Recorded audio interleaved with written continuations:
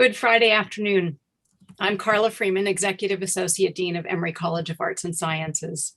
And along with my colleague, Andra Gillespie, and the James Weldon Johnson Institute, I am absolutely delighted to welcome Emory faculty, staff, and students to our second First Friday at 4 faculty series entitled Emory Scholars on Race.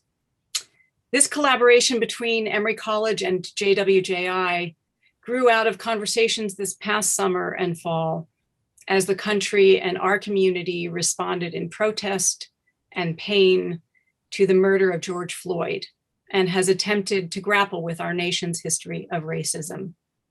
At this very moment, as we watch the Derek Chauvin trial and as we confront the horrifying attacks on Asian Americans in our own city and across the country, this series and all the collective anti-racist work in our community feel urgent in ever-evolving ways.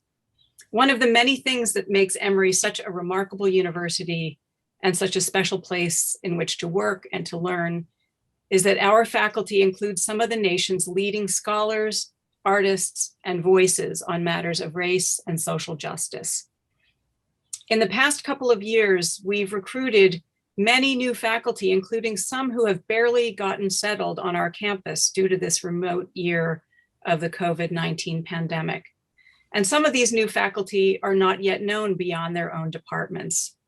So in the spirit of introducing our faculty to the rest of the community, this series, Emory Scholars on Race, has been envisioned as a new monthly ritual to stretch our minds and enrich the fabric of our community by featuring their scholarship and their creative work. Today in the Atlanta area is especially beautiful. The azaleas are bursting in bloom, just as of this morning, I noticed. So in our post-vaccinated and our post-pandemic future, we very much look forward to gathering in person with all of you and enjoying both intellectual and culinary sustenance. And in the meanwhile, we have resorted to Zoom. So I thank Andra Gillespie, Professor of Political Science and Director of JWJI, for this great partnership, and I invite her to introduce our faculty colleague, Professor Rocio Zambrana, who will be our invited speaker today. Thank you, Carla. It is my honor and privilege to introduce today's speaker. Dr. Rocio Zambrana is Associate Professor of Philosophy here at Emory. She came to us from the University of Oregon and as a graduate of the University of Puerto Rico at Mayagüez and the New School for Social Research. Dr. Zambrana's work examines critiques of capitalism and coloniality in various philosophical traditions, especially Marxism, decolonial thought, and feminisms of the Americas, which include Latinx, Latin American, and Caribbean traditions. Her work explores coloniality as the afterlife of colonialism, considering the articulation and deployment of race and gender as crucial to the development and resilience of capitalism, and considers the manifestations of coloniality in a colonial context by examining fiscally distressed Puerto Rico. She's the author of Colonial Debts, The Case of Puerto Rico, which is coming out later this year by Duke University Press, and Hegel's Theory of Intelligibility, which was published by the University of Chicago Press in 2015. In addition to articles, book chapters, and columns on related themes, Dr. Zambrana was co-editor with Bonnie Mann, Aaron McKenna, and Kamisha Russell of Hypatia, a journal of feminist philosophy, and a columnist for Ochenta Grados, which is a periodical in San Juan, Puerto Rico. So without further ado, please join me in welcoming Dr. Rocio Zambrana.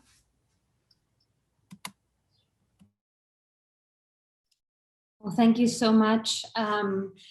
It is just a pleasure and a delight to be here. I am grateful for the opportunity to share some of my work and want to thank again Dr. Freeman and Dr. Gillespie's kind invitation to be part of the series.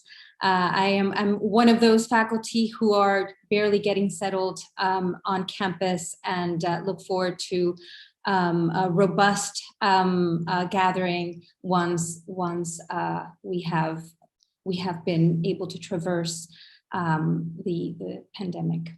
So what I'm going to share this afternoon is part of the book that is forthcoming, probably will be out in a month, and it is a book that explores the debt crisis in Puerto Rico, and especially its effects, taking into account the devastation of Hurricane Maria and the ongoing ways in which debt functions as a way of further elaborating the colonial condition in Puerto Rico.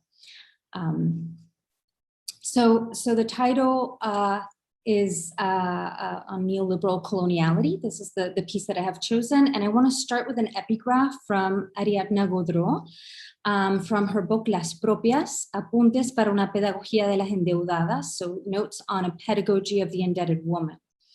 And the quote is the following: "A debt is a condition of place. When it is others who place us in debt, in spite of us, women, that place is also a way to get rid of the body, even when wearing it," end quote. In the foreword to her book Las Propias, Apuntes para una pedagogía de las endeudadas, Ariadna Godreau writes that to be in debt, estar en deuda, is to have something and at the same time to be dispossessed of something. Debt is a social, economic, political relation. It is at once material and affective. As a relation, debt is irreducibly spatial and temporal. It is a state of being, something to traverse, undergo, surpass. Yet that is to say that it is a place, a location. It has spatial temporal coordinates. It generates, indeed is an environment. To be indebted, however, is to be temporarily or permanently nowhere, according to Godreau. Debts are not accrued in a void. A debt is not a promise, even when it bears the mark of an obligation. To be in debt is to inhabit a space and time of capture, dispossession, expulsion, and exploitation. In the chapter entitled Nosotras que no nos debemos a nadie, las propias en tiempos de austeridad y deuda pública, us that we don't owe ourselves to anyone, the las propias is a play on proper, us the proper in times of austerity and public debt. Godreau returns to the spatial temporal description of debt with which she opens the book, and she indexes the space and time of debt to the case of Puerto Rico.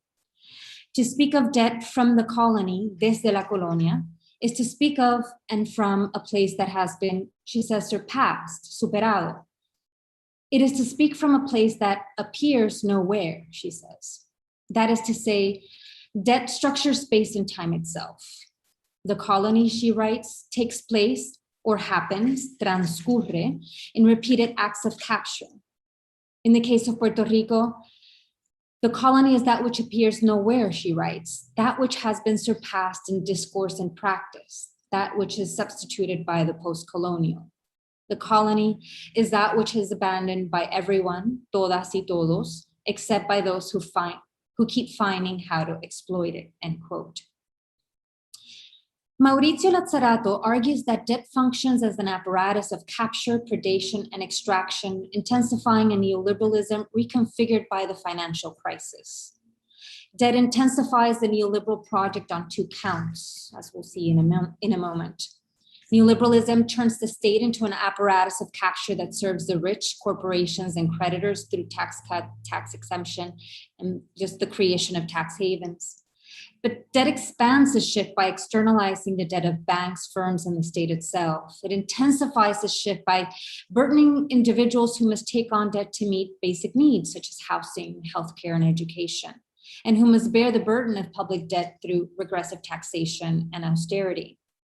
Additionally, subjectivation within debt economies draws from the value of personal responsibility central to neoliberal ideology.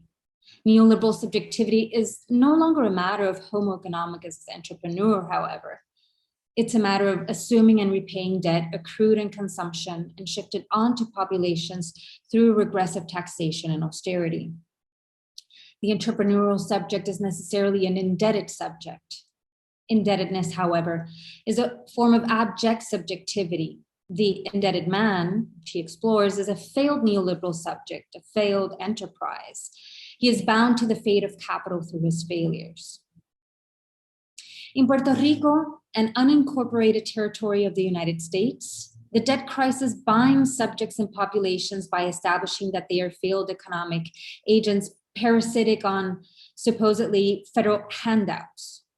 Yet in Puerto Rico, indebtedness is not only the fate of failed neoliberal subjects, it is the fate of failed colonial subjects who affirmed cultural autonomy while purportedly reaping the benefits of U.S. economic prosperity with the creation of the Estado Libre Asociado, the ELA, or usually talked about in English as the Commonwealth, in 1952.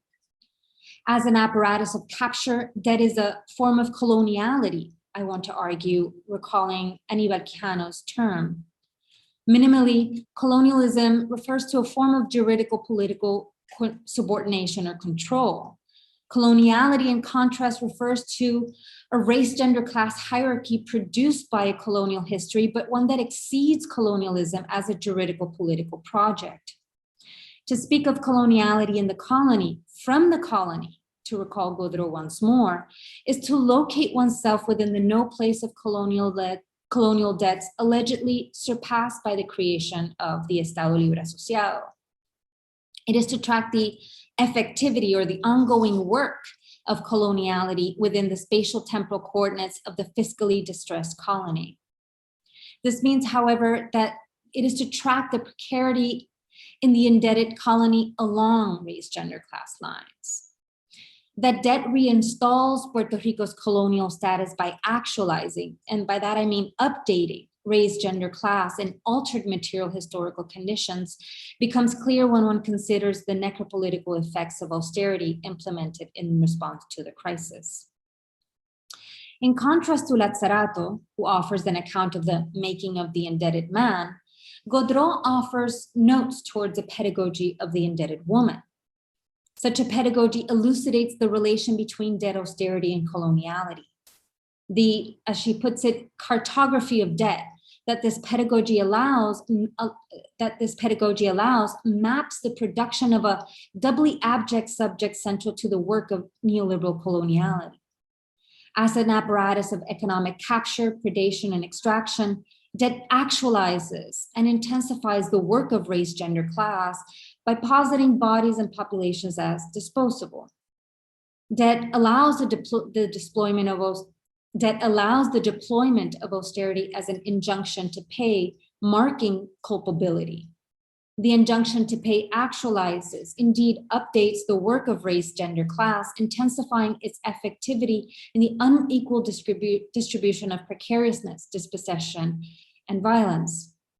Debt and austerity disproportionately impact women, and especially Black women in the territory, renewing a racial order in altered material and historical conditions. As Gaudreau writes, blame in this country or in any other is never an orphan. She is poor, Black, and a woman, she writes, and I end quote. Precarity and violence stem not from the colonial condition then, but from an ongoing coloniality that adapts race, gender, class according to capitalism's changing needs. So the talk is structured in 3 sections, and the first one is on neoliberal governmentality. So recalling what I just mentioned about Mauricio Lazzarato's work, Lazzarato argues that debt intensifies the success and the failure of 2 main features of neoliberalism. Sovereign and public debt crises represent a full inversion of the nascent state. The state retains its central role in redistributing wealth, yet the direction of this redistribution has been inverted, he says. While neoliberalism turns the state into an apparatus of capture that serves the rich corporations and creditors, debt represents the success of the attempt to shift the cost of social reproduction from the state to populations.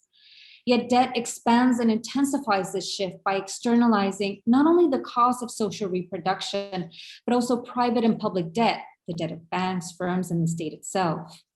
It intensifies the shift by burdening individuals who must take on debt to meet basic needs, as I mentioned, such as housing, education, and healthcare, but must also assume the debt of assume public debt through regressive taxation and austerity.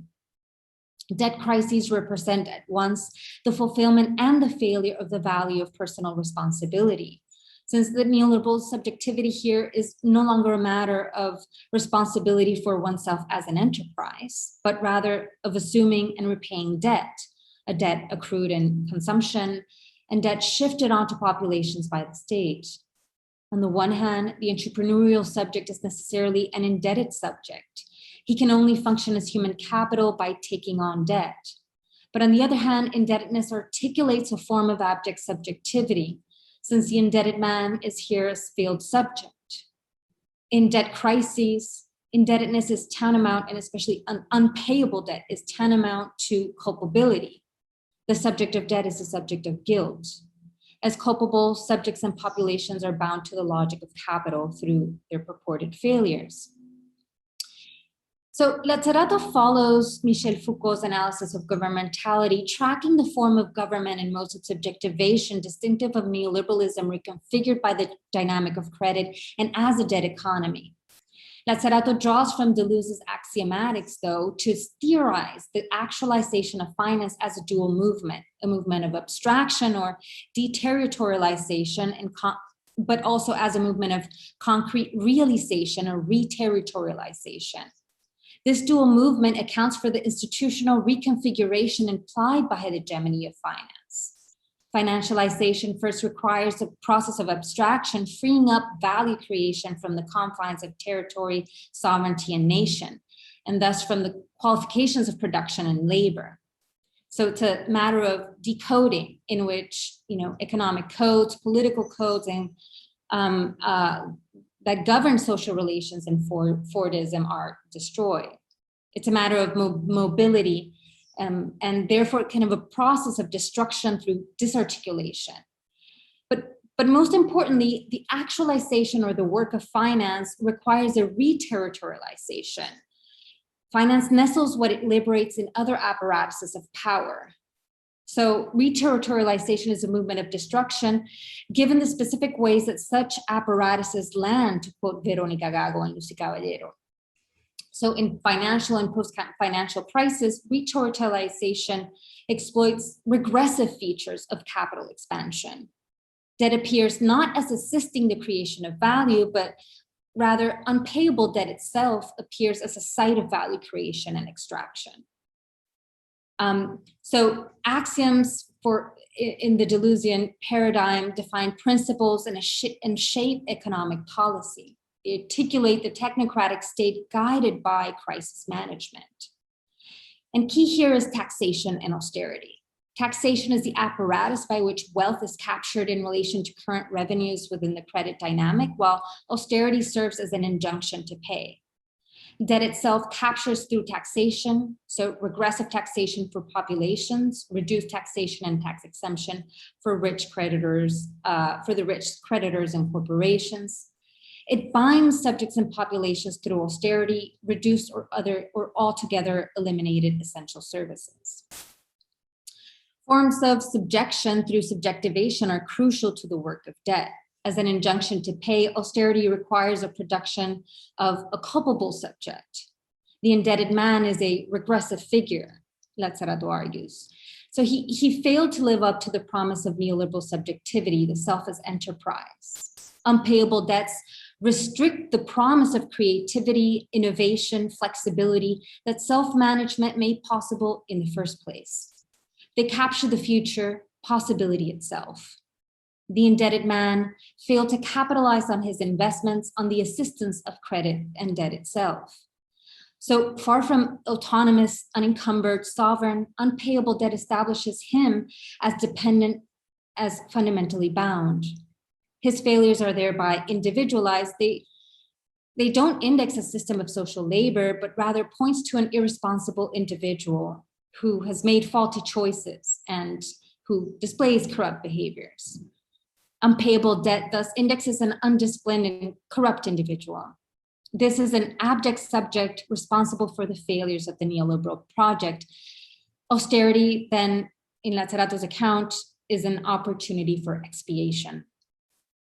So these are powerful concepts for an analysis of the case of Puerto Rico. So economic development and development here that apparatus that must be explored, based on tax exemption for corporations and tax exempt financing, has been central to the political economy installed by US rule since the early 20th century, and we can talk more about that in the Q&A. The neoliberal rearticulation of this colonial political economy binds taxation and austerity with necropolitical effects. Taxation and austerity not only depend on, but deepen the production of a regressive figure, an abject subject that actualizes the technology of race gender that grounds the colonial relation in the first place. Debt lands in a way that exacerbates the relation of colonialism and coloniality in Puerto Rico, where unincorporation facilitates the reproduction of a race gender class hierarchy that itself organizes the political juridical status. So debt functions not only as an apparatus of capture, but as a form of coloniality. So the second section, I want to develop this notion of neoliberal coloniality. So Nancy Fraser maintains that Marx offers a two-tiered account of capital in Capital. While the front story is a matter of exploitation, which centers the dynamic of value creation and capture and production, the backstory, production and circulation, the backstory is a matter of expropriation, which centers the history of, in Marx's words, conquest, enslavement, robbery, murder, and short force that makes exploitation possible in the first place. The originary accumulation of capital entails a history of the creation of the worker through a process of, Marx says, becoming free, and of course with great irony. Workers are free from, he says, unencumbered by any means of production of their own and free to sell their labor power. Now, Marx acknowledges that this process is not only traceable to the enclosure of English commons, but also to, and I quote Marx, the discovery of gold and silver in America, the extirpation, enslavement, and entombment in mines of the indigenous population of the continent, the beginning of the conquest and plunder of India, and the conversion of Africa into a preserve for the commercial hunting of black skins, end quote. The political relation that subtends exploitation, that is to say the owner-non-owner distinction, is installed through a history not merely of expropriation, but of radical dispossession. So Marx's irony, however, addresses the qualified freedom of the worker, of the wage worker. He writes that workers are free workers, and I'm quoting, in the double sense that they neither form part of the means of production themselves, as would be the case with, he says, slaves, serfs, etc., nor do they own the means of production, as would be the case with self-employed peasant proprietors, end quote. In being considered part of the means of production, the enslaved is subject to modalities of violence of a radically different kind of those established by the contract. We must move beyond Fraser then and recall Marx's note that, and I quote Marx, the veiled slavery of the wage laborers in Europe needed the unqualified slavery of the New World as its pedestal, end quote. The creation of the worker through a process of dispossession that posits the labor as a commodity in a market, as subject to the strictures of wage labor structured by the contract, is bound to turning other bodies fungible, in Saidiya Hartman's term. Fungibility indexes the simultaneous disposability and indispensability of captured and enslaved Africans and the normative and effective economy made possible by the economy of slavery.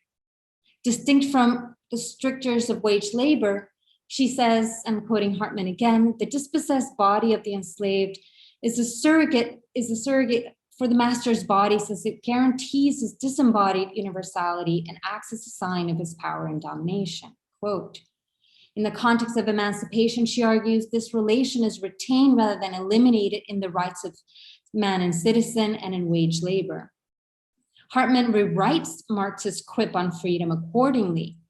She writes that with the notion of burdened individuality, the double bind of freedom is freed from slavery and free of resources, emancipated and subordinate, self-possessed and indebted, equal and inferior, liberated and encumbered, sovereign and dominated, citizen and subject, end quote. So centering the dynamic of dispossession rather than exploitation, as in Lazzarato's work, indicates capitalism's need to posit asymmetries that make possible economic expansion and that necessitate political control through technologies of alterity, race, and along racial lines, gender, sexuality, and class. It organizes existence in its heterogeneity through modalities of re-territorialization that ongoingly necessitate updating, adapting, actualizing the technology of race, gender, class. Aníbal Quijano's notion of coloniality of power is helpful here. It describes the organization of existence initiated by the conquest and the colonization of Abya.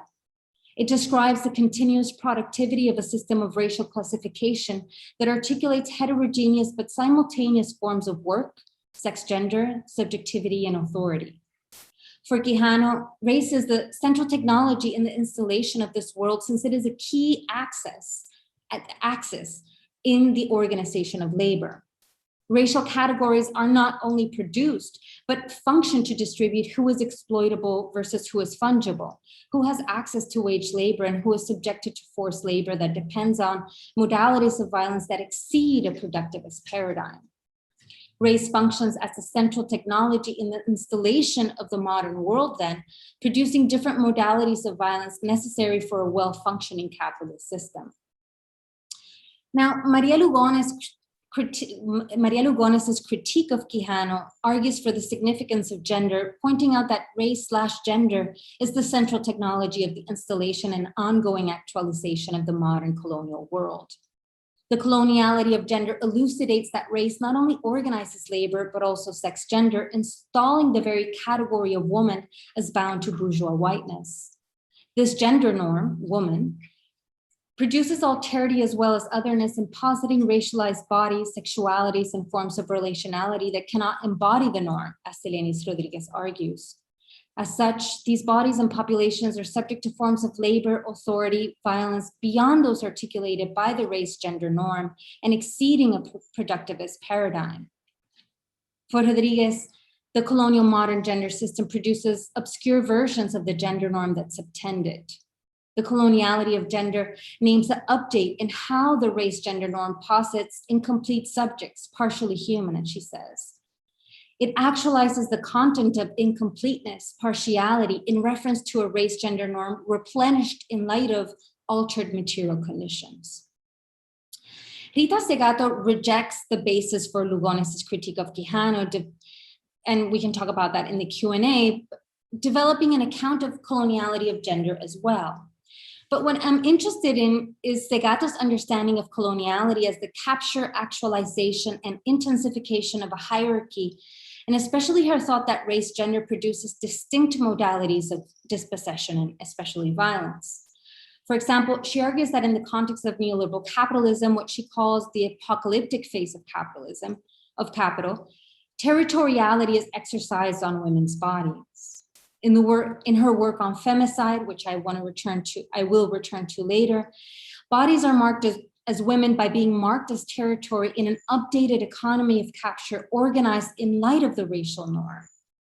In her work on Ciudad Juárez, she specified that neoliberal trade agreements land not only through the labor of women and women at the border, migrant women, they actualize race gender in a way that intensifies their effectivity to the degree that a specific modality of violence emerges. The expressive violence that turns women's bodies into the site through which impunity is constructed and communicated emerges. We'll come back to that.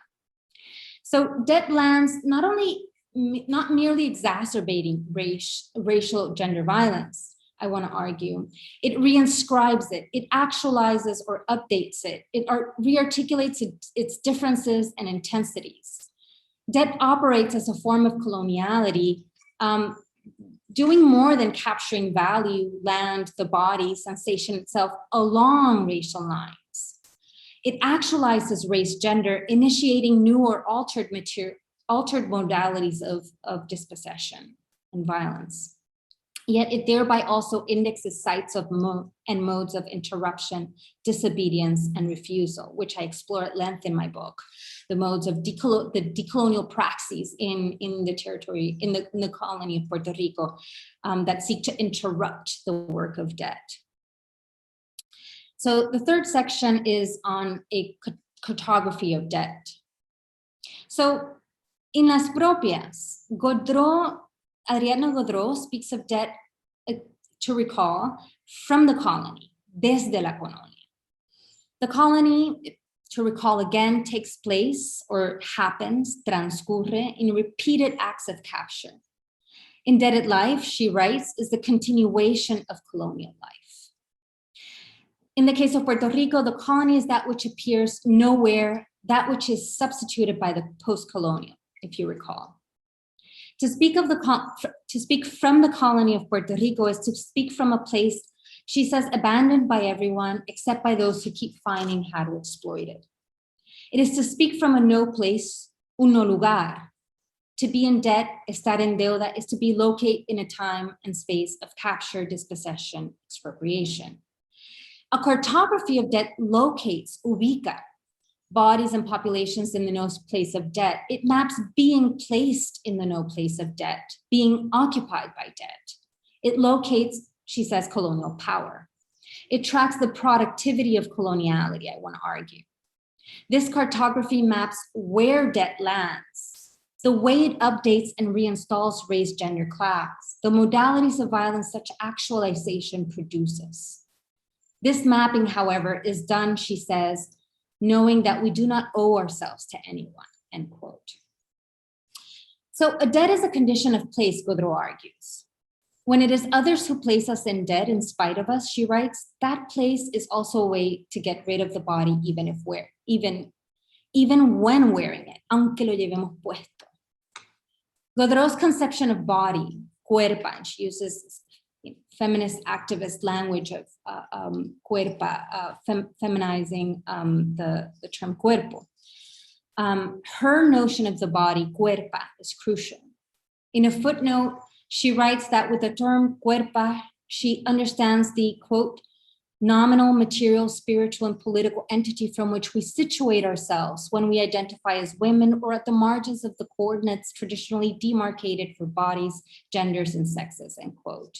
She adds that a body, una cuerpa, is also una degenerada, which she translates, or in conversation, the translation would be a doublet, degendered and degenerate, that occupies or is occupied by, end quote. So again, a body, una cuerpa, is also a degenerate or a degendered that occupies or is occupied by.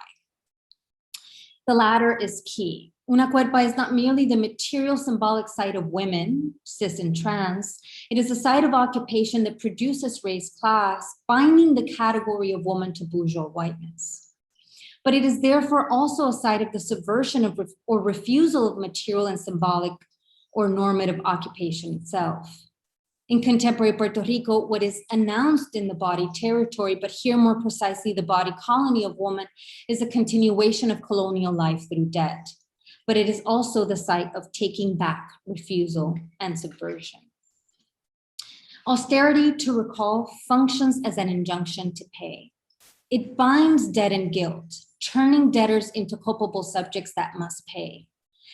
In the colony, the abject is a failed neoliberal, but also failed colonial subject, and as such, objection marks the site of economic opportunity. It is the mark of a body or a population that admits of modes of control, expulsion, and outright violence. It marks the body of, as Godreau puts it, una degenerada, degendered, degenerate, that is occupied by. So disposability generates a problem of visibility, she says, and she's kind of elaborating the hypervisibility of being seen but not appearing, being reduced to an object indexed by race, gender, class. The colonial subject, the failed colonial subject, only appears as racialized, gendered as non-white, though of course not all colonial subjects appear likewise. In the colony, anti-Black violence organizes the racial hierarchy that structures the colonial relation beyond juridical political control. And so she explores also kind of the type of racial stereotypes that bind debt and guilt and culpability that is key to understanding the legitimation of austerity. The work of debt can be mapped through, she says, the pornography of austerity. This pornography uses the body of the indebted woman to anchor uncertainty. It thereby serves as an injunction to pay, una exigencia a pagar. The pornography of austerity has two elements, she says, the colonial condition and footage of poverty and numbers. The former tracks indebted life as a continuation of colonial life, while the latter tracks the production of culpability, establishing amenability for technocratic control. The colonial condition makes debt invisible as an apparatus of capture. It makes debt illegible as a form of coloniality. But with austerity, she argues, such invisibility gains pornographic visibility.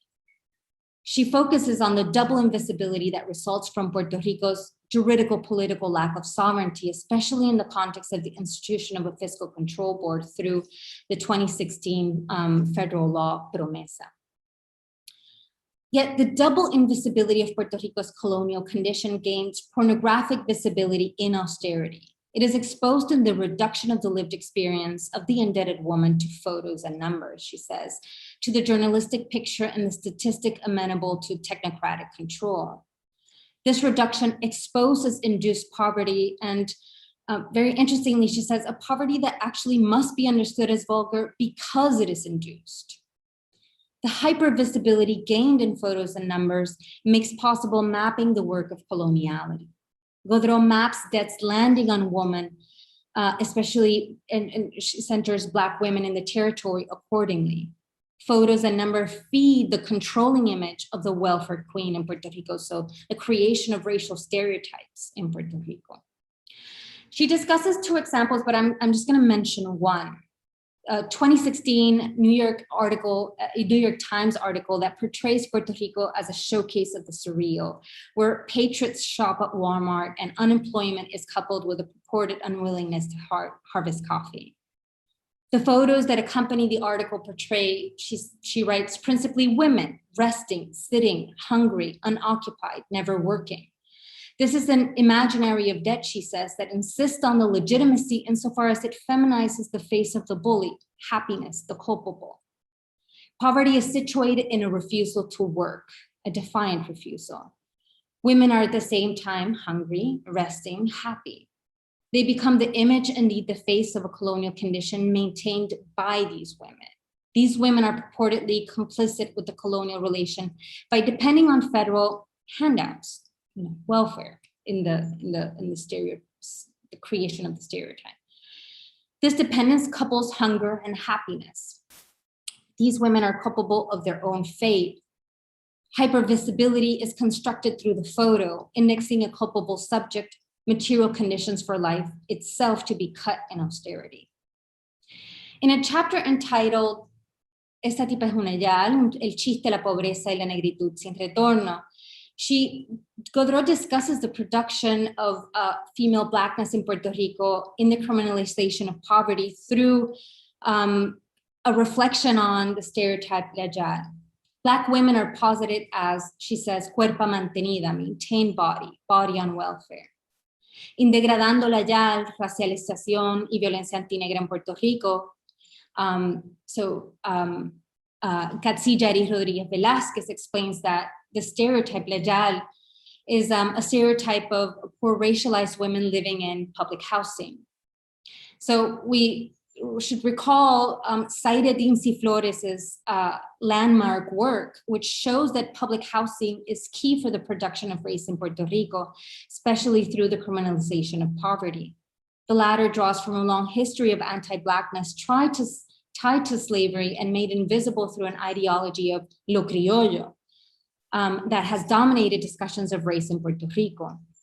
As La Colectiva Feminista en Construcción, a feminist collective that draws from the tradition of Black feminism and decolonial feminism. They write that, and I quote, in the colony of Puerto Rico, the racial state operates with diverse logics. The criollo imaginary reproduces racial narratives of a mixture that does not recognize the anti-Black violence that it entailed. It is hidden as well behind the mixture of races, the confinement of Black bodies, territories to the marginalized, the expropriable, and the criminalized. Just as is hidden is the fixing of mestizo bodies, territories with white aspirationism in different dimensions, from the aesthetic to the economic. Likewise, behind the mixture of races is hidden the devaluation of the work carried out by visibly Black people, and how their bodies are turned into disposable in the face of physical, economic, and environmental violence perpetrated by the racial state, end quote. So since the 1990s, as Dincy Flores shows, crime-fighting policies in the context of the narco-economy are vital to the production of a racial hierarchy based on anti-Black violence. State violence against drug-related violence within public housing, coupled with state-sanctioned private housing in gated communities owned by mostly middle and upper class white Puerto Ricans, spatially as well as ideologically posited Black and brown men as dangerous, violent, and poor, as she puts it. Public housing, however, is mostly inhabited by women, thereby seen as living in the site of drug and crime. So Godreau argues, given this context, that when one says JAD, one is indexing she says, geographic coordinates of the country, public housing, el barrio, the street, or la calle. Yet that is to say that one is indexing she says, unmeasured intervention of the police and the media. She writes, to receive social assistance locates these women in a diffuse space in between the private and the public, a space that seems to be open to judgment and active intervention by those who are not AJAD.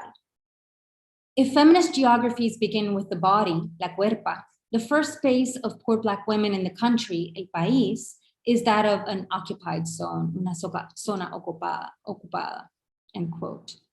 So the term JAL indexes, she says, the outside, el afuera. The JAL, that is to say, and this is my gloss, is the other, that the race gender norm that binds woman to whiteness, work, propriety, requires for its functioning.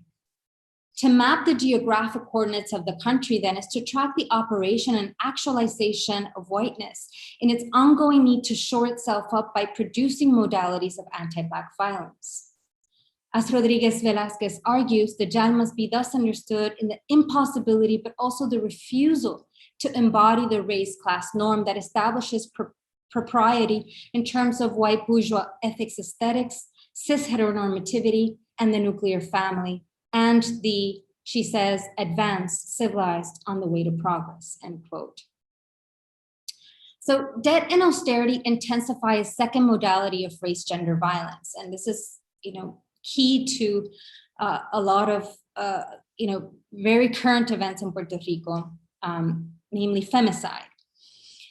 On November 23, 2018, la colectiva feminista en construcción performed a sit-in, un plantón feminista, in front of La Fortaleza, the official residence of the governor of Puerto Rico.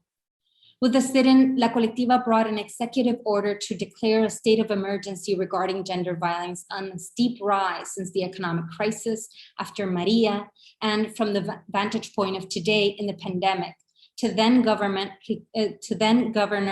Ricardo Rosselló. Revista Étnica reported that 2020 closed with a total of 60 direct and indirect femicides, of which 17 are considered intimate killings, 6 trans femicides, and 26 cases that are being investigated or remain without information. Based on reports, in 2020, there was an increase of 62% in the total number of femicides when comparing these figures to last year, end quote. Étnica reports that, quote again, 23 of 57 missing women are evidently or visibly Black. In Puerto Rico, the term that is often used is evidentemente,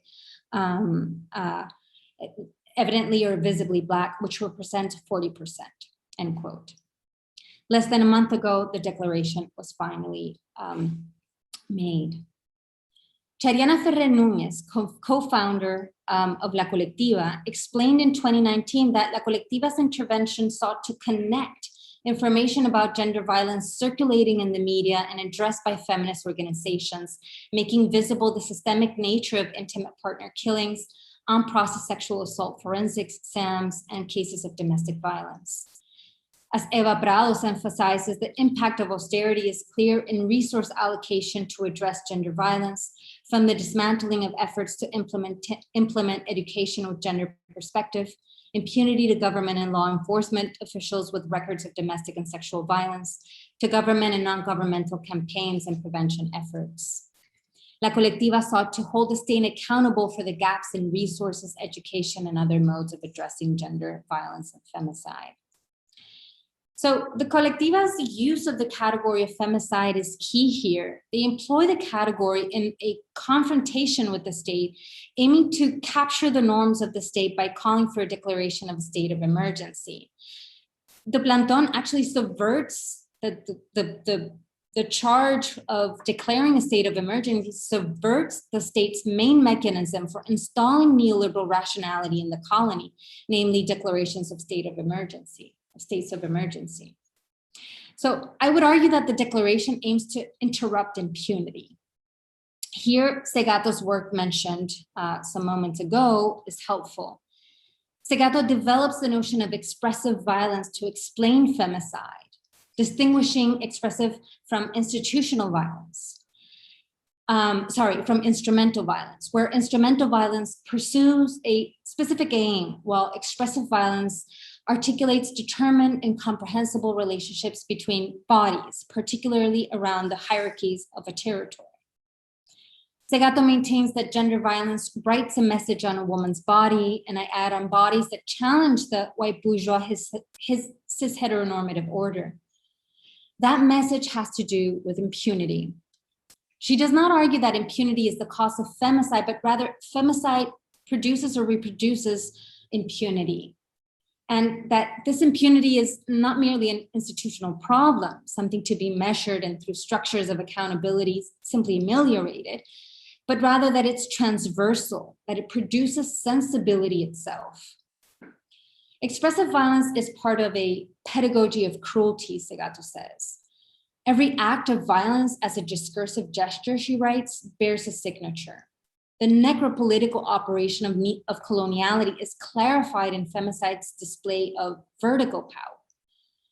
This is the modality of power spectacularized.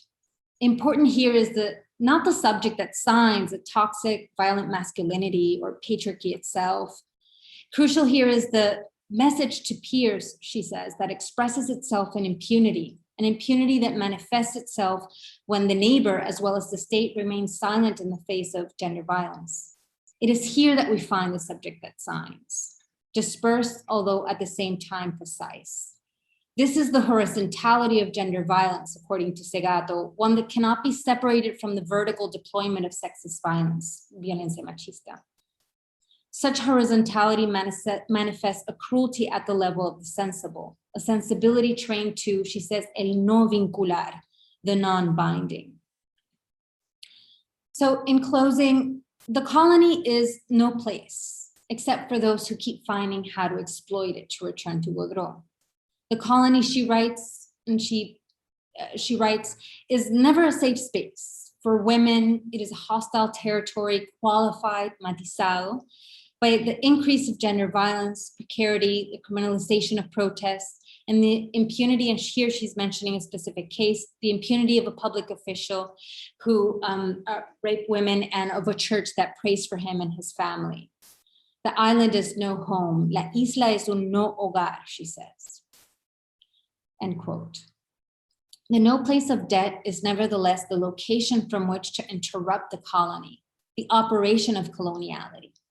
Paradigmatically, La Colectiva Feminista en Construcción and other activists in Puerto Rico have deployed a variety of tactics, locating themselves within the strictures of debt to subvert it. Refusal, non-payment, subversion, rescue, occupation of land, and other forms of interruption exploit the asymmetry of the injunction to pay. And I explore this in great length in 3 chapters of the book. To close then, it is crucial to underscore that the subjects of guilt are not merely subjected to debt and its actualization of the race-gender norm. They interrupt the work of debt as a form of coloniality through a defined affirmation of non-payment. Moreover, through a reversal of culpability that interrupts the race-gender norm. Thank you so much for. Thank you very, very much for that wonderful talk. So now is the time for question and answer. So if you have questions, please feel free to use the Q&A button, which would be at the bottom towards the center of your screen. And feel free to pose a question there, and I will be happy to ask the question on your behalf. I'm trying to put together sort of like the type of question that I want to ask. And so the question that I want to ask is usually a question I would want to reserve for last, but I will ask it first.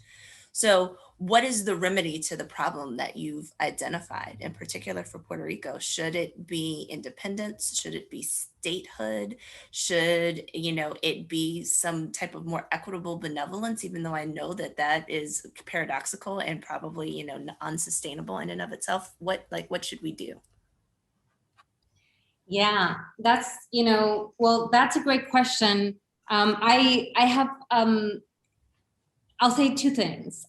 First, that this is, not a question that a philosopher should answer. It's a question that has had, a long-standing life in Puerto Rico and in the Puerto Rican diaspora, which is now bigger than the actual population of Puerto Rico. 5 million Puerto Ricans live in the US. 2.8 in the archipelago, I think maybe 3 million. Because of my field, I try to not, give prescriptions, because I think that philosophers sometimes miss the mark because of the type of kind of conceptual work that we are doing. But what I do want to say is that, and this is something that is perhaps like the main theme of the book, is that that I'm interested in the relationship between colonialism and coloniality, and the relationship in the colony. And that sounds really, kind of convoluted philosophical language, coloniality in the colony.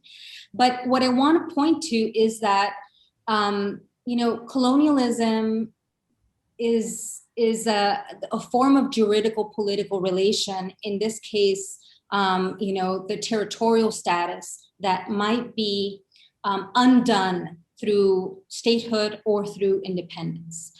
However, coloniality is a type of it's the continued adaptation of a racial hierarchy that is the legacy of colonialism, not just US, but also Spanish colonialism in Puerto Rico. And that is not necessarily resolved through, the question of how, in Puerto Rico, the longstanding kind of phrase is the status issue. So the question of status. So something that I was very committed to in the book is tracking precisely, what we lose by focusing only on the question of status and on the question of independence versus statehood, but rather how does the colony, like where actually is the colony? How does it operate? And through the colonial political economy that has to do with taxation, the creation of Puerto Rico as a tax haven that, generates these like modes of expulsion that generates, forms of precariousness that impact racialized communities in Puerto Rico disproportionately, and thereby reinstall a racial order in Puerto Rico. And so interestingly, a lot of the activists that I've been collaborating in conversation with and learning from, they're centering that. What is the political economy? How does racial and gender violence function internal to Puerto Rico, and it not just in its relation to the US, and not just in its relation to the territorial status. So that is something that I try to do in the book, track what is that relationship between colonialism and coloniality, and how, in fact, this through debt,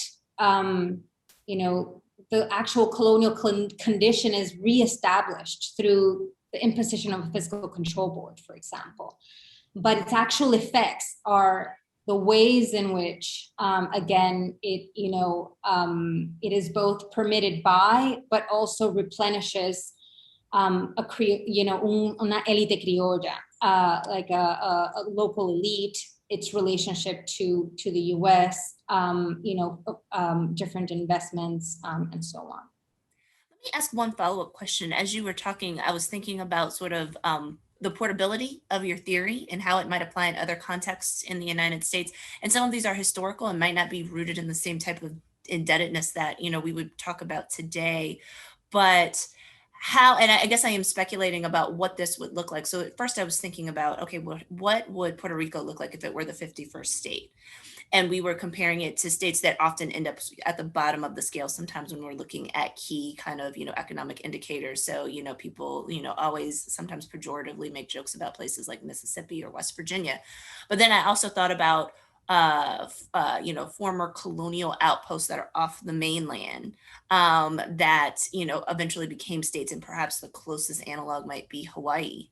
And so, are there similarities that we can draw from there that help to emphasize your point or provide a point of comparison? Yes, this is, one of the big also points of comparison, I would say, is the way that fiscal control boards have operated in different cities, but also, so the question of municipal debt, the question of state debt, I think is then also a different, it's not in terms of incorporation, and the questions of territorial status and so on, but rather in this particular, the way that I've looked at debt, the operation of a fiscal control board. And there are a lot of, especially in 2016 and 17, a lot of Puerto Rico activists and academics, we're tracking and collaborating very closely with folks in Detroit. We're thinking about how how to think about debt, in terms of DC, New York, all of these, ways in which things like gentrification, expulsion, forms of environmental racism, all of them are really parallel cases. So again, although, of course, we can talk a lot about Hawaii and other states and the processes of becoming a state, I'm interested also in how these mechanisms of, emergency and management then become, motors for forms of dispossession that really kind of develop further and in new ways a racial hierarchy that has to do with, resources and so on. So that was really interesting to see. And of course, after Maria in 2017, a lot of folks were looking at, everything that happened around Katrina and in New Orleans, and thinking about disaster capitalism, also thinking about Hurricane Sandy in New York, and thinking about how does disaster capitalism exacerbates already what was happening in Puerto Rico. And so those points of comparison I found extremely interesting and helpful, also for coalition building across not just the diaspora, but other exploited groups or racialized groups within the US. Great, thanks. So Dean Elliott's question is asking you to expand beyond the United States and asks, how generalizable is this thinking to other colonies? Is indebtedness endemic to the political economy of colonization more generally? Yeah, that's a great question. Thank you so much. So one of the things that I begin chapter 3 of the book with is that, when we talk about debt as the continuation of the colonial condition, one can only, one should always start with Haiti and the so-called independence debt, right, that was levied on Haiti by France and its allies, right, at the loss of the most prolific colony through the one successful slave revolt and the founding of the first Black Republic in the hemisphere. So the political and economic control through debt, that independence debt that was kind of began in 1825 through a process, or began to be paid in 1825, went through the 20th century, and it has potentially neutralized, right? One might argue, and folks have argued, from Cyril James and many others have argued, that neutralized kind of the power of the Haitian Revolution to a certain extent, or did in that moment. So I tend to think also that, I've been giving talks on the work on debt in other places in Latin America that navigate debt crises and the like. But with respect to the colony, I think it's also the continuation of the very structure of the plantation. So I've been doing my current research has been looking quite a bit on precisely political economy of the plantation and thinking about it in terms of the way in which Edouard Glissant thought about the plantation as, and others of the New World group, Beckford and others, and Sidney Mintz, thinking about the way in which it is a closed economy for the purposes of exploitation. And so when you think about tourism in the Caribbean as a actualized, way of thinking about this, economic structure that is a repetition of the very form of the plantation, which requires a racial hierarchy for its functioning, for specific reasons. That is where I would want to take the argument. But, one of the things that I say in the introduction to the book is that, the case of Puerto Rico is not an example, but it's not, I don't want to say that it is a singular case at all. And I don't want to say that it is, provides, the answers to read and think about, the structure of the colony in the Caribbean in general, because I think that's tracking the specific histories is kind of the work that is opened up. But those are some of approximations that I would offer here. So I think that that's exactly right. That that one might, that the work of debt has to be thought along those lines. So Carla Freeman's question actually kind of builds on this as well. Since your interest is in colonialism and coloniality, how does the case of Puerto Rico and the picture you paint of debt, the indebted man as a failed subject, etc., relate to other parts of the region as having a shared history of colonialism, but are no longer colonies? In other words, I'm thinking of debt, entrepreneurialism of other Caribbean contexts, femicide in Puerto Rico, and a comparison with Mexico. Okay. Yes. So,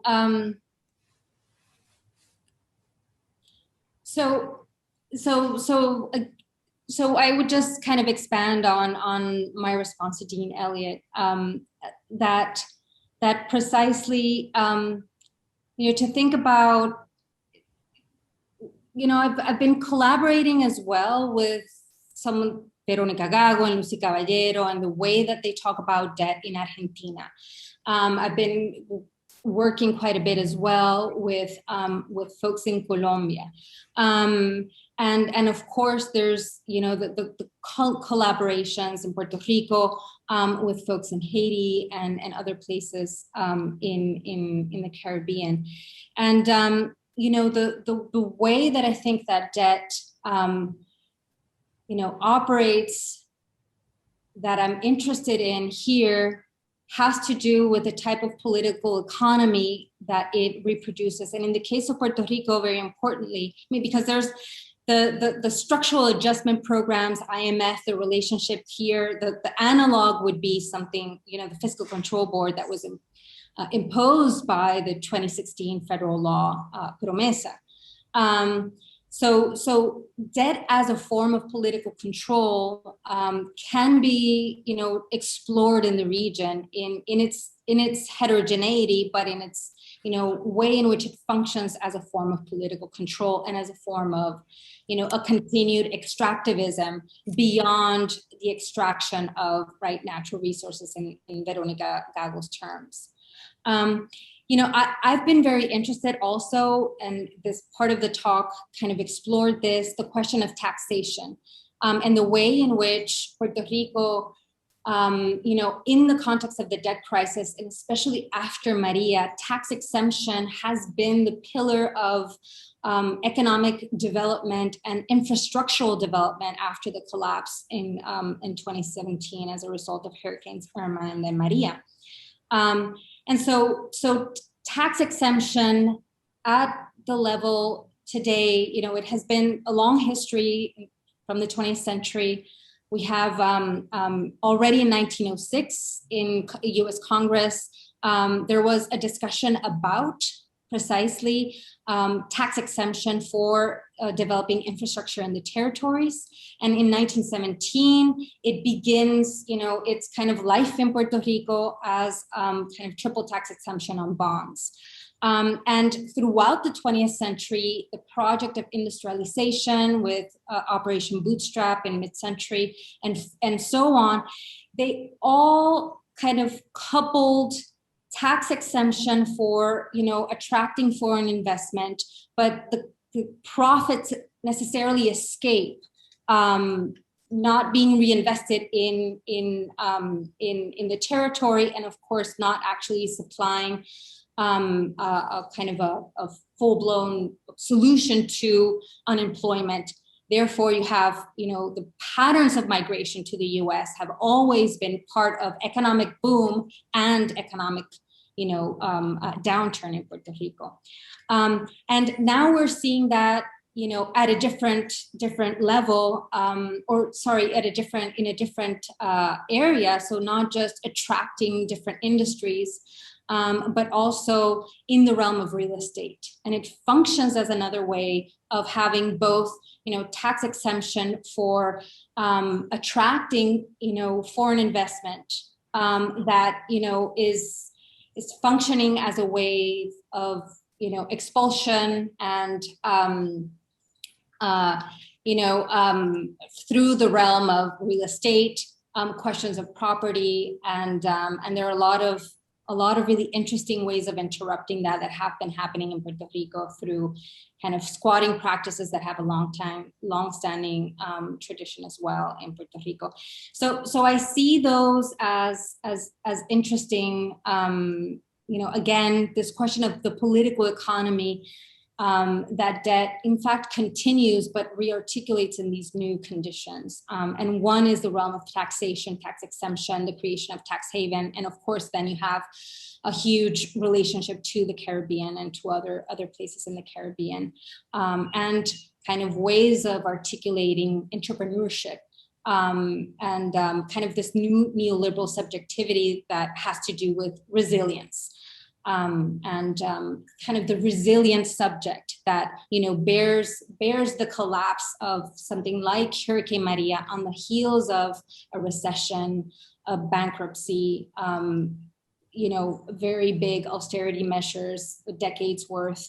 But you have kind of this neoliberal subject that on the other hand, you have the indebted subject that must pay through austerity, and then the resilient subject that articulates, fills in the gaps that the state is not filling through projects that have to do with autogestión. So it's kind of also a capture of forms of mutual aid in the territory. So it's a complex terrain about kind of the failed colonial subject, but that is also now, the failed entrepreneurial subject, and also the resilient subject that is resilient through entrepreneurship.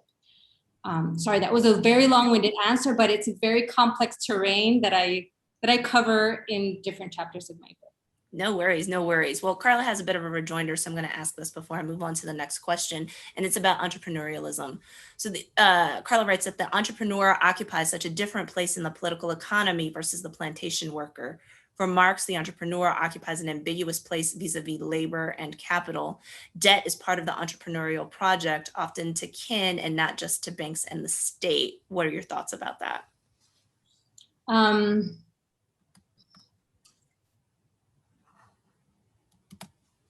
Yeah. Yes, I would have to think more about. So debt is part of the entrepreneurial project after to kin and not just banks and the state, of course. I would have to think more about that. I think that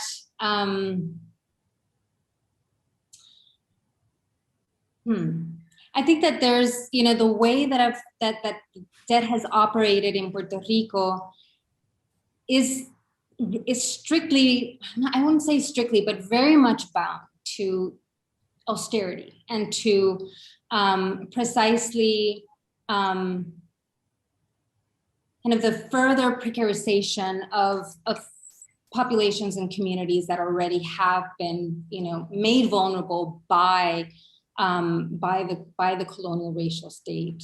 I have to think more about this question of kin and not banks and just states. And of course, the transfer of wealth is a question always of not just that we have this idea that has to do with work and success, but of course it has to do with with the passing of wealth through generations. So this is part of the exploration about how debt kind of continues a racial hierarchy in Puerto Rico. But I'll think more about the question because I haven't thought about it exactly in those same terms. Thank you. So please forgive me if I mispronounce your name. Sam Timmy writes, thank you for your talk. I was struck by the notion of hypervisibility that arose when discussing the production of race, sex, gender through images and numbers. It reminded me of a discussion with some fellow library employees about the prospects and dangers of collecting data about race, for example, in the census. I thought you might be very skeptical about the prospects for counting because of the problems of hypervisibility. Then the example of the Colectiva Feminista brought in femicide statistics to register the reality of rising violence. Could you elaborate on the prospects of statistics as a tool or danger for opposing violence in the colony or elsewhere? Yeah, it's a great question. And it's a question that I've thought a lot about, especially when writing those sections, because of course, Godreau really argues about the reduction of lived experience to the statistic, not just to the photo. And there's recourse then in a couple of paragraphs later to precisely the statistic. And it's complicated because, as I was mentioning in the talk, and I should just elaborate a little bit on this. So neoliberal rationality in Puerto Rico is also kind of very much installed through declaration of states of emergency, especially throughout the 90s, not starting in the 90s, but especially throughout the 90s. And the claim, La Colectiva's claim of or use rather of the declaration of a state of emergency is added kind of, I would say, like a dangerous proximity to the very mechanism, right, of through which the state functions to actually create the conditions that they are pointing to. So it's interesting that throughout all of the, especially La Colectiva's work, which I've been following and in a close relationship with them, they subvert. That's why I talk about it quite a bit in terms of subversion, because they subvert the very mechanisms through which the state operates at a complex proximity to the state. And so on the one hand, the statistic functions as a form of technocratic control. It delivers precisely, the coordinates of addressing, questions of violence and precarity in the territory. But at the same time, it is necessary for, kind of holding, rendir cuentas, holding the state accountable for precisely not just being an absent state, but rather generating the conditions for and for the forms of precarity that are manifest. So it's very interesting that the state of emergency, the declaration of the state of emergency regarding gender violence, which was declared in January of this year. And today, every day we have news of further deepening of this crisis. Today there was Vice had published a very impacting video precisely tracking kind of the increase in gender violence precisely in 2020. So it's interesting that, the declaration obviously makes resources available for addressing gender violence. But in the same moment, right, those resources are articulated through the coordinates of, what the political climate in the state and in the feminist, organizations that were invited to help implement, the questions of the different resources that are going to be made available that have to do with education, has to do with a variety of different resources that the state is going to put forward to address gender violence. So of course, on the one hand, we need the statistic. We need the type of visibility that happens. But on the other hand, it is also a question of not just how it is collected, what actually it reads, and what appears through the statistic, but also what is its use and how is it used.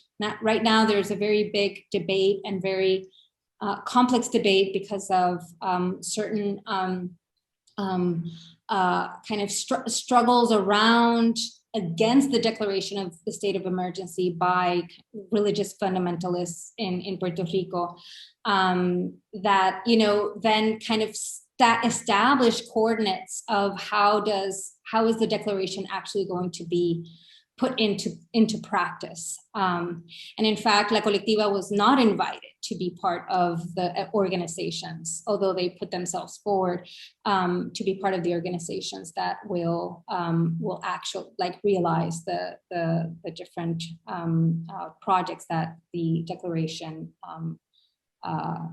begins. So very complex. And of course, there's a lot of literature on statistics that I'm not a specialist in, so I wouldn't be able to speak to, but thank you for the question. Thank you. So Leah Kaplan asks, thank you. I am thinking of the Bahamas, but was wondering whether the prospect of foreign investment, tax havens, and profit creates a relationship of credit as well. Is credit a necessary or original condition for debt? Can you read the last part again? Is credit a necessary or original condition for debt? Yes, thank you for that question, Leah. So one of the claims of the book is that financial debts index historical debts, in fact, colonial debts. So to move from financial debts and to take the debt crisis in Puerto Rico and to explore precisely the history, the political economy, the colonial political economy, and the history of colonialism in Puerto Rico, rather than merely kind of the chart the history of financial debts in Puerto Rico. And I think that a lot of the activism around a citizen debt audit in Puerto Rico wanted to make that very move, wanted to say we need a citizen debt audit to have a form of reckoning that was more than just a financial reckoning. It was a historical reckoning, it was a political reckoning and certainly a reckoning with the ongoing nature of colonialism, or the ongoing colonialism of the territorial status. So I would say, I mean, I would say quite a bit of a couple of things about credit.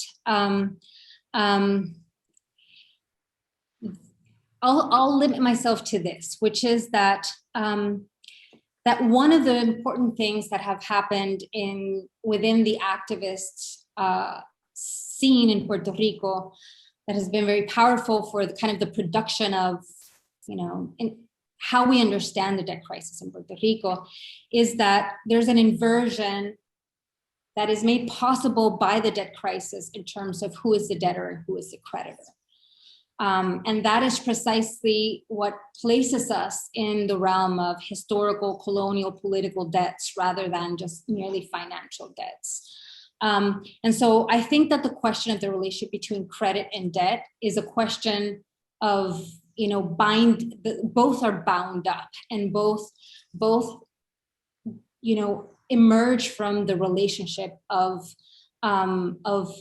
debt, which is always a relationship of asymmetry and of deferral, of kind of a deferral of a future, a promise to meet oneself in the future despite changing material conditions. So I would say that the question of credit and debt is a question that emerges simultaneously, because I think that, at least in the case of Puerto Rico, that is precisely what has been most kind of politically salient and productive, to say it's not us. And this is there in Fanon, in the Wretched of the Earth, and I think it's there in a lot of, it's there in the type of resistance in Haiti.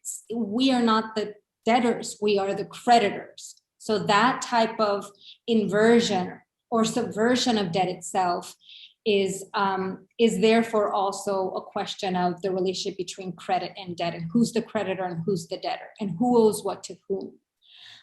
There's a lot of literature on debt and on finance and historical debts that also a lot of times kind of affirm credit because of its limitlessness, rather than its asymmetry in debt. And I think that I'm more interested in the ways in which debt has allowed, in the case of Puerto Rico, that inversion and that subversion that has really put very different way of engaging where exactly is the colony? What exactly is the colony? Where does it happen? In Goudreau's word, transcurre. So credit and debt, I think about them as two sides of the same coin, and as a question of asymmetry and deferral, and therefore possibilities of control or possibilities of subversion. So thank you so much. We have time for one more question if we have it. If not, we're happy to end at this point, and we're really grateful to you for such an expansive and provocative talk. But I do want to make sure that if somebody has a burning question, that they have an opportunity to ask that question. So I'll give it a second or two. Okay. Well, seeing none, I want to thank you again. I know people on our webinar can't applaud, but I'll applaud for them here, and thank you again for such a wonderful program. I want to invite you to next month's program. So on May 7th, Dr. Bernard Fraga from the Department of Political Science will be presenting. And we look forward to seeing you at a future First Friday or JWJI or Emory College event. So with that, I will wish you a good afternoon, and I hope that you have a great weekend. Take care.